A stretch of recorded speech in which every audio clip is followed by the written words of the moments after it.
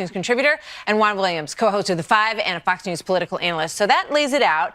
Is Trumponomics, or whatever you want to call it, Mark, does it appear to be working? It does to some extent, though. You know, this is only one quarter. We've had this kind of high economic growth under Barack Obama briefly, but over the period of his entire presidency, economic growth was a tepid 2%. So, you know, Donald Trump campaigned on a promise to get economic growth going again. He promised the forgotten Americans who were left behind by Barack Obama's weak recovery that he would deliver economic growth to them. So he needs the tax cuts to do that. The only way you're going to get this over a sustained period is if we have a real economic stimulus with lower taxes. Yeah, and that's what they're betting on, Juan. They're betting on getting this tax cut, which after the health care debacle is pretty important politically as well as economically. 1 million jobs so far created since President Trump took office. If they can get these two things put together, the economy and the tax cuts, that could be a pretty good package for them. For the Republicans, especially going towards 2018, but even more so for President Trump as he starts to think about 2020. I mean, that would allow him to say that he had real accomplishments. And at the moment, as you know, those legislative accomplishments aren't not in hand. But when we come to the tax plan, there's some interesting numbers to look at, including the 3.1% that you mentioned at the top, Martha. If you look at the most recent Fox News poll, 88% of Americans think that we should not, 88% of Americans think we should cut taxes for small businesses. We should cut taxes for the middle class. But when it comes to lowering taxes for corporations or lowering taxes for the wealthy, you're down about 30% saying that they should be. And when you look at the Trump tax plan, I think this is what the Democrats are going to do. They're going to say this is a tax cut plan that benefits the rich and the mighty corporations. Of course, that's what they're going to say. I mean, that's what they always say. But I wonder, you know, if you ask those same people, and Mark, I want to get your thoughts on this. Yep. You know, if you thought that lowering the corporate tax rate would stimulate jobs in the country, would you be in favor of it? Yeah.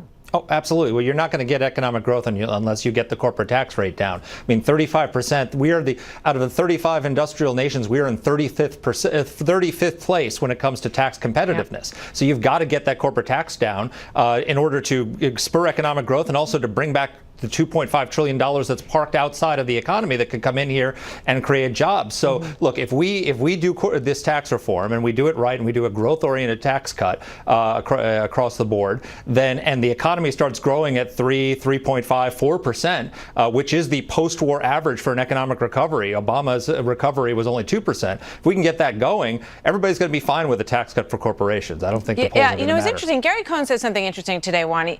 He was asked, well, what about the middle class tax cut, and will the president actually end up paying less or more under the scenario? And his argument was, I don't think that most individuals in the country really care if somebody else is paying more or less. What they care about is what they're paying, whether or not when they get their taxes or they get their return back, it's a bigger check when they get it back in the mail. This notion that there should be punishment for corporations and punishment for wealthy people is very baked in notion. Does it really matter? And is it the right way to think about it, Juan? Well, no, because look, I think what you're right about, Martha, is that people want to know how it affects me. They want to know, is my job secure, or am I going to get a higher pay raise? But when it comes to the principle at stake, and this is very key to me, I think you and Mark disagree with me on this, but when people see that, in fact, this is a tax plan that's going to benefit people like the billionaire Donald Trump, the president, they say, wait a second, so what's the benefit for me, or am I simply having the wool pulled over my eyes? And I would also add that in terms of Republican orthodoxy on the deficit, the president has not laid out in this plan how he is going to pay for these tax cuts. So people are saying, well, how are you going to pay for this? Is it possible? We'd like a tax cut, but tell us how it works so that you don't drive up the deficit as a percentage of GDP. Deficit's been going up for the past how many years? Now there's all this concern. But that was it. Listen, go back to Reagan years, go back to Obama years. I got you. But the argument is growth. Now, whether or not it's going to work, I don't know. Yeah. But that's the argument, that the growth will drive, and that's the argument that Gary Cohn was just making. When you get a 1% increase, you get this exponential impact on growth. Mark, go ahead. Absolutely, you'll get growth. And look, as far as if you think about this, the 2% growth under Barack Obama, which is half his post-war average, that left 6 million jobs on the table that were not created. If we had gone at the post-war average at 4%, $17,000 in median income increase.